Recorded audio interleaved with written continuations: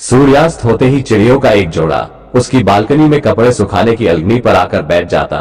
सुबह होते ही वे दोनों उड़ जाते। उसे आश्चर्य होता कि आहट मात्र से उड़ जाने वाली ये चिड़िया हमारे नजदीक आकर इतनी निश्चिंत कैसे रह जाती है।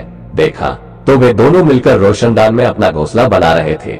धीरे धीरे पूरे परिवार को उनसे लगाव हो गया था। शाम में हम जब तक उन्हें अपनी अलगनी पर बैठे न देख लेते हमें सुकून नहीं मिलता। एक दिन शाम को एक ही चिड़िया आए। सबने सोचा कि एक चिड़िया शायद कहीं रह गई होगी, दूसरे दिन आ जाएगी।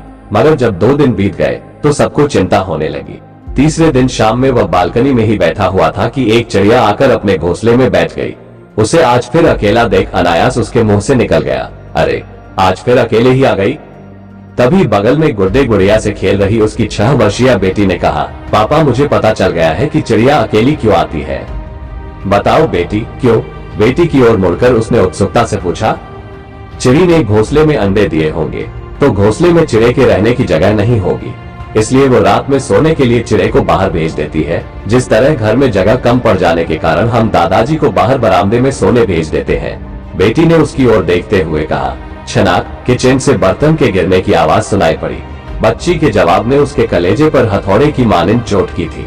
अब वो अपनी बेटी से ही आंखें नहीं मिला पा रहा था।